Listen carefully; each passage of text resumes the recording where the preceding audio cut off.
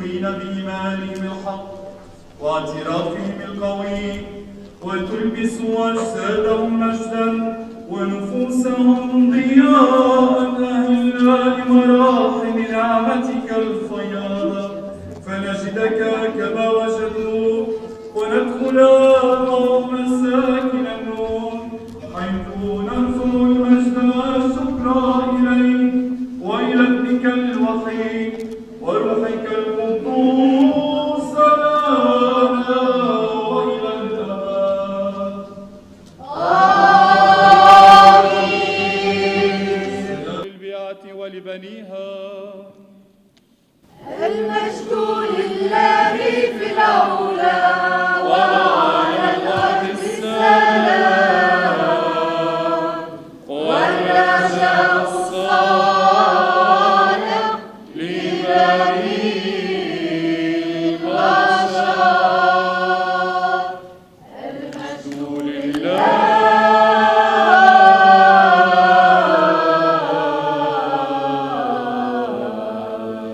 في العلا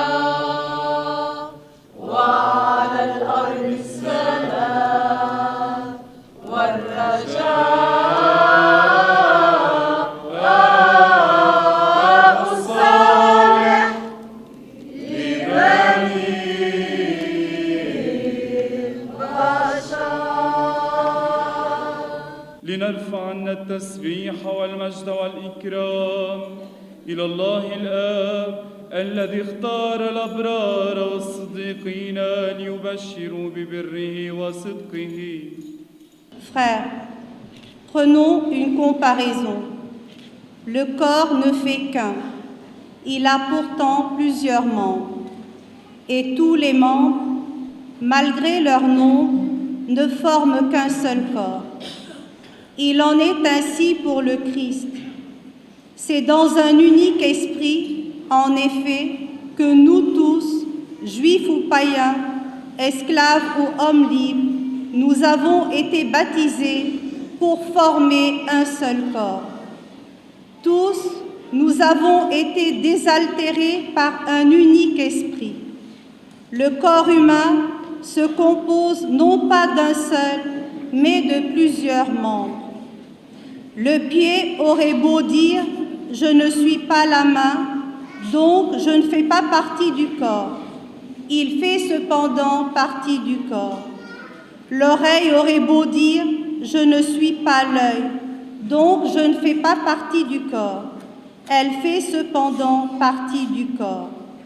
Si dans le corps il n'y avait que les yeux, comment pourrait-on entendre? S'il n'y avait que les oreilles, comment pourrait-on sentir les odeurs? Mais dans le corps, Dieu a disposé les différents membres comme il l'a voulu. S'il n'y avait en tout qu'un seul membre, comment cela ferait-il un corps? En fait, il y a plusieurs membres et un seul corps. L'œil ne peut pas dire à la main « je n'ai pas besoin de toi ». La tête ne peut pas dire aux pieds « je n'ai pas besoin de vous ». Bien plus, les parties du corps qui paraissent les plus délicates sont indispensables. Et celles qui passent pour moins honorables, ce sont elles que nous traitons avec plus d'honneur. Celles qui sont moins décentes, nous les traitons plus décemment. Pour celles qui sont décentes, ce n'est pas nécessaire. Mais en organisant le corps, Dieu a accordé plus d'honneur à ceux qui en est dépourvu. Il a voulu ainsi qu'il n'y ait pas de division dans le corps, mais que les différents membres aient tous le souci les uns des autres. Si un seul membre souffre, tous les membres partagent sa souffrance. Si un membre est à l'honneur, nous tous partagent sa joie. Or, vous êtes corps du Christ et chacun pour votre part, vous êtes membre de ce corps. Parmi ceux que Dieu a placés ainsi dans l'Église, il y a premièrement les apôtres, deuxièmement les prophètes, troisièmement ceux qui ont charge d'enseigner, ensuite il y a les miracles, puis les dons de guérison, d'assistance, de gouvernement, le don de parler diverses langues mystérieuses. Tout le monde, évidemment, n'est pas apôtre, tout le monde n'est pas prophète, ni chargé d'enseigner.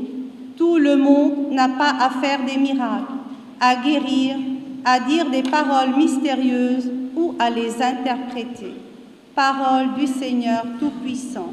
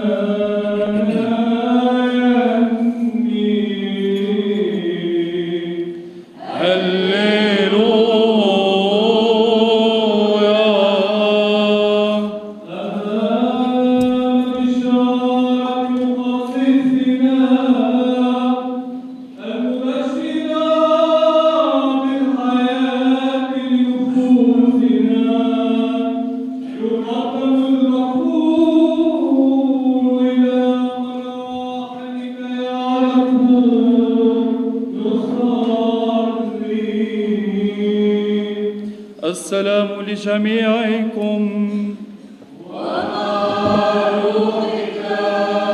من إنجيل ربنا يسوع المسيح للقديس متى الذي بشر العالم بالحياة فلنصغي إلى بشارة الحياة والخلاص لنفوسنا.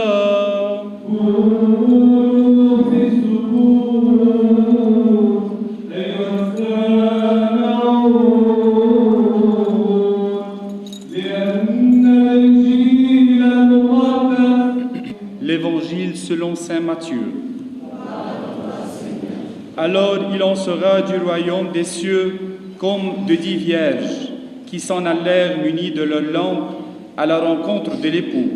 Or 5 d'entre elles étaient sottes et 5 étaient censées. Les sottes en effet prirent leurs lampes, mais sans se munir d'huile, tandis que les censées, en même temps que leurs lampes, prirent de l'huile dans les fioles. Comme l'époux se faisait attendre, elles s'appaurrirent toutes et s'endormirent. Mais à minuit, un cri retentit. Voici l'époux, sortez à sa rencontre. Alors toutes ces vierges se réveillèrent et apprêtèrent leurs lampes.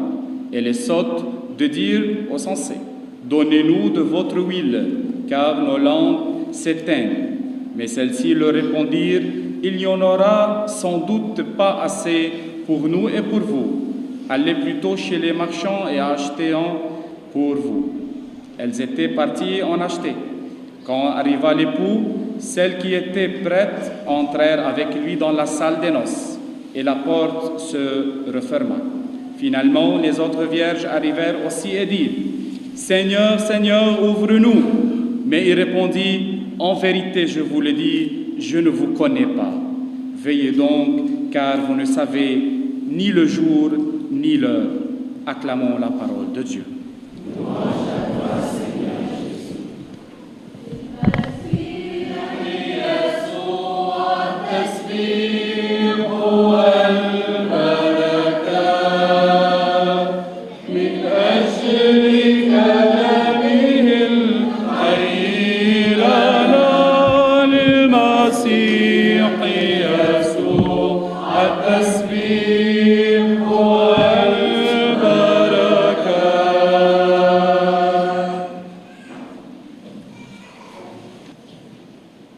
Révérend Père Stanislas Diouf, curé de la paroisse Sainte-Agnès et les prêtres de la paroisse Sainte-Agnès. Son Excellence Ismaïla Madior Fall, ministre d'État. Son Excellence Monsieur Sami Haddad, ambassadeur du Liban au Sénégal. Son Excellence Monsieur Safwat Ibrahiti, ambassadeur de l'État de Palestine au Sénégal. Son Excellence Monsieur Mathias Aribamungu, ambassadeur du Rwanda et Madame, Mesdames et Messieurs du Conseil paroissial de l'Église Sainte-Agnès, chères religieuses et religieux, chers frères et sœurs. L'image centrale de cette parabole qu'on a entendue aujourd'hui, la parabole des 10 vierges, c'est l'huile. Les 5 vierges folles ne prirent pas d'huile avec elles, alors que les vierges sages en prirent.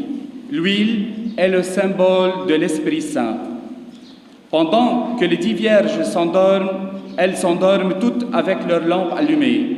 Mais au milieu de la nuit, lorsque l'époux arrive, elles se réveillent toutes au son de l'appel. Toutefois, seules les vierges sages avaient encore de l'huile pour aller à l'encontre de l'époux. Pourquoi était très important que les vierges soient prêtes? Parce que l'époux ne pouvait pas voir ces jeunes filles venir si leur lampe n'était pas allumée. Ainsi, Jésus représente l'Église de la fin des temps par 10 vierges. Les unes folles, les autres sages, les unes charnelles et les autres spirituelles. Dans cette parabole, ce n'est pas le salut qui est en jeu, mais c'est le fait d'être prêt pour l'enlèvement lorsque l'époux reviendra. Lorsque Jésus revient, mais prêt pourquoi? Il dit au verset 13, « Veuillez donc, puisque vous ne savez ni le jour ni l'heure. » L'image est celle du retour du Christ qui prend avec lui les vierges sages car elles étaient prêtes. Ensuite, la porte se renferme derrière lui. La parabole de 10 vierges parle d'être prêt ou pas pour l'enlèvement. Et ça, ce qui est très important aujourd'hui. Pas pour être ou ne pas être sauvé. Ce n'est pas la question que Jésus dit ici. Les 10 vierges représentent des personnes sauvées déjà, mais seules qui seront prêtes pourront être enlevées lorsque l'époux reviendra.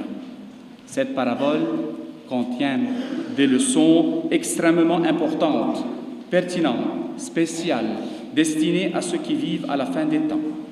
Dieu a inspiré ces avertissements dans notre intérêt parce qu'il nous aime et parce qu'il veut que nous fassions partie de ses prémices.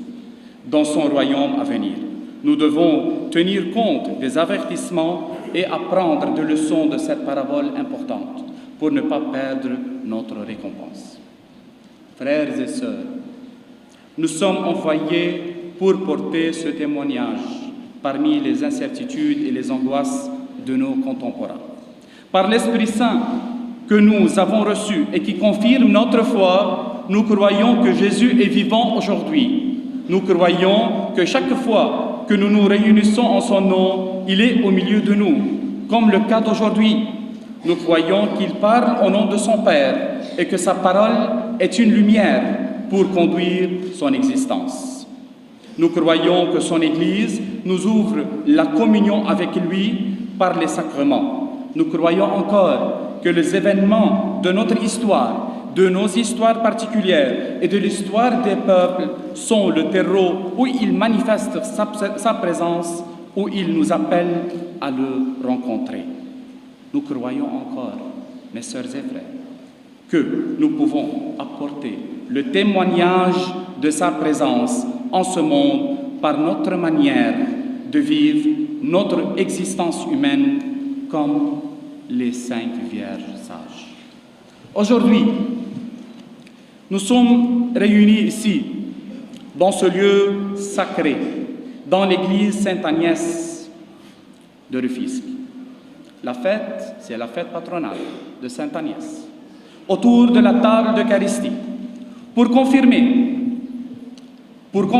une fois et chaque fois, de plus, que c'est l'unité dans la foi qui crée la force. L'unité dans la foi qui crée la force. L'unité dans la foi qui restaure le visage déchiré du Christ et le rend unique.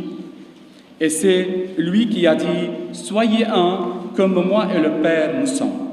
De ce point de vue, l'Église maronite libanaise est présente ici aujourd'hui pour s'associer à l'Église latine sénégalaise et confirmer son unité avec l'Église universelle. Nous sommes une Église sacrée, apostolique, basée sur la foi catholique, fondée sur la pierre. L'événement d'aujourd'hui n'est que le début de cet échange culturel et humain qui reflète la vraie foi. La responsabilité d'être parrain pour la fête patronale de l'église Sainte-Agnès de Rufisque est considérée pour la communauté libanaise comme un honneur et une joie.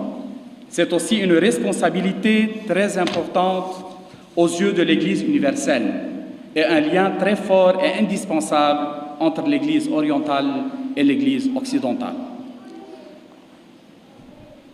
Laissez-moi vous dire qu'à l'entrée de l'église, j'ai vu une image de Saint-Charbel avec le drapeau libanais et juste à côté l'image de Sainte-Agnès avec le drapeau sénégalais. Et j'ai senti pendant un moment que la communion des saints dans le ciel est le reflet de ce que nous vivons ici sur terre. Et j'ai pris conscience directement qu'un véritable partenariat ne passe que par la prière et la foi. Je demande dans cette occasion à tous ceux qui sont présents ici aujourd'hui de prier au nom de Saint-Charbel, au nom de Sainte-Agnès et bien sûr sur la bienveillance de la Vierge Marie pour la paix, la paix au Moyen-Orient, en particulier pour le Liban, la Palestine, la Syrie et l'Irak.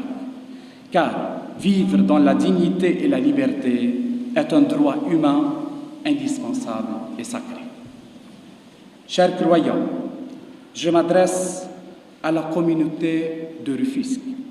Je dirais un grand merci à toute la magnifique équipe qui a organisé et préparé pour cette rencontre et cette journée spirituelle et culturelle. Mais là, permettez-moi de remercier au son du Seigneur le Père Stanislas, curé de la paroisse, qui était toujours à l'écoute pour la réussite de cette journée. Tous ceux qui ont œuvré pour la beauté de cette célébration, chorale et organisateurs, et de même je dis à la communauté libanaise, aux paroissiens de la mission libanaise, paroisse Notre-Dame du Liban, merci pour votre préparation, votre disponibilité et votre engagement. À tous les chrétiens de la paroisse Sainte-Agnès et les paroissiens de Notre-Dame du Liban, soyez convaincus, comme l'exprime le pape Benoît XVI, il n'y a rien de plus beau que de connaître le Christ, rien de plus beau que de l'aimer et de le faire aimer. Je vous souhaite de vivre ce bonheur, amis du Christ, d'être amis du Christ dans votre mission. Amen. نؤمن بإله واحد آب ضابط الكل خالق السماء والأرض كل ما يرى وما لا يرى والرب الواحد يسوع المسيح ابن الله الوحيد المولود من الآب وقاتل الدهور Dieu de miséricorde, que tu as préparé ce monde spirituel et saint, par ton Fils unique médiateur, accueille favorablement son sacrifice consentant, le fait que nous recevions le don de ton Esprit Saint, sous ton regard bienveillant, rends-nous dignes de nous donner la paix, avec un cœur pur et une charité qui te plaise. Ainsi nous te rendons gloire, maintenant et à jamais. Assalamu alaikum ya Rasulallah, assalamu alaikum asrar al-muqaddasat al-mawdu'at alayk. السلام لكم أباء الأجلاء ولا تلمة الأخرى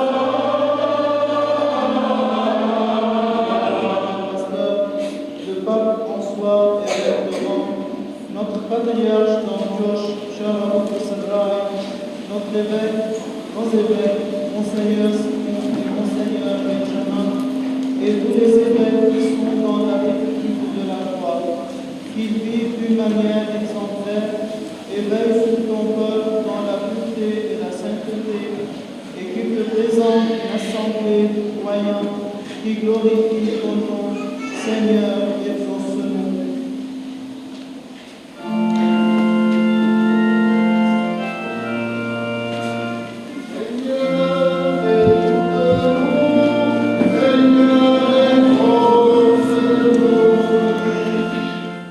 بيسوع المسيح وصاروا على درب الجلجلة واتخذوا المسيحية رسالة لهم، والذين استشهدوا بسبب اعتناقهم المسيحية وما همهم الملذات الزائلة، بل فضلوا الحياة الجديدة والملكوت. واذكر جميع الذين توالوا على المسؤولية منذ مولد السيد المسيح وحتى يومنا هذا. ارحم يا رب الأموات منهم، وكن خير معين وخير حاضن للأحياء منهم. نورهم يا رب كي يؤدوا الرسالة على أكمل وجه، نسألك يا رب.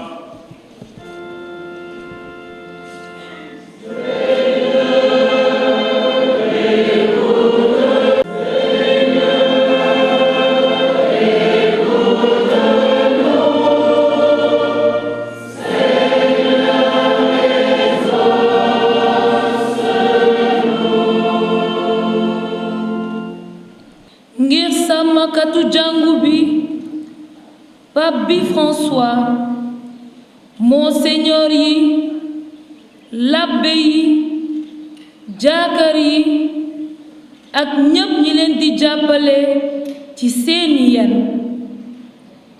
na leen xel mu sell mi taxawu ci seeni liggéey, ndax ñu gën di doon ay waarekatu l'évangile yu sawar te suufeelu. ci barke Agnès mu sell mi nañu ànd ñaan Yàlla.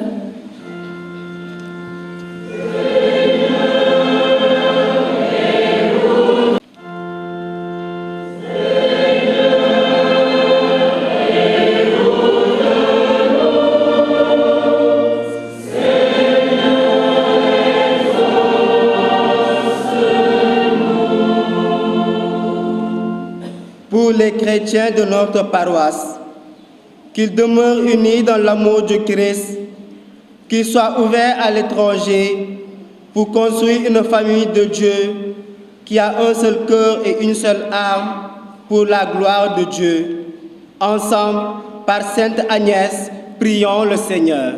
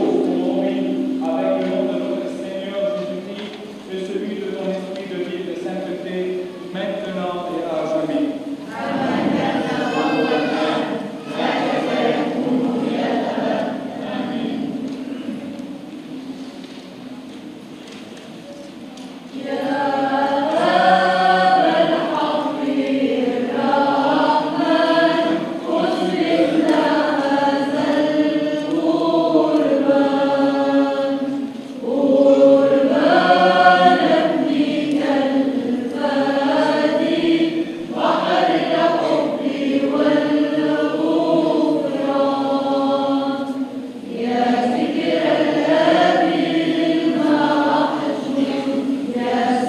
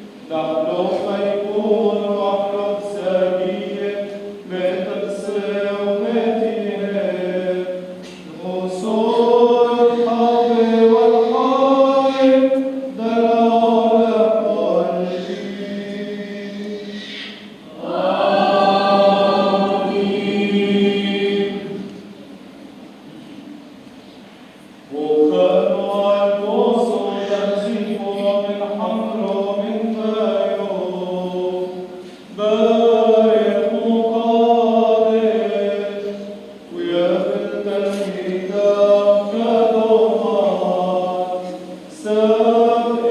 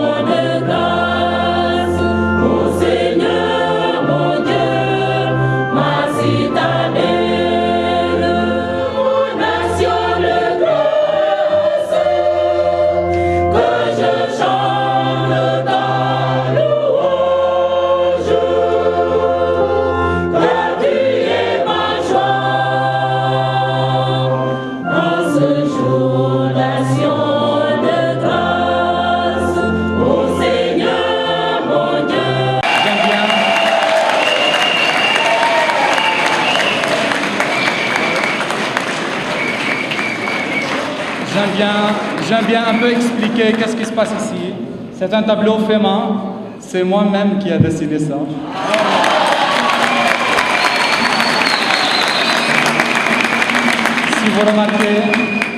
Si vous remarquez ici, il y a les deux bandes rouges. Ce sont l'emblème du drapeau libanais et blanc qui est au milieu avec le cèdre. Et en même temps, il y a les couleurs du drapeau sénégalais, le rouge, le jaune et le vert.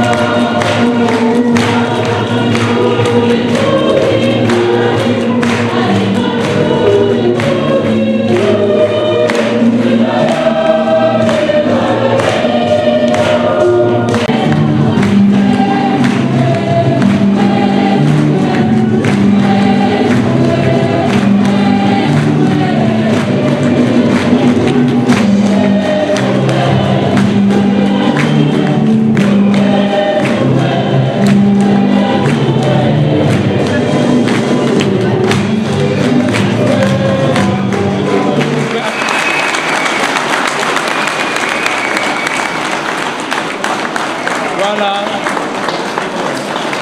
le passage du flambeau.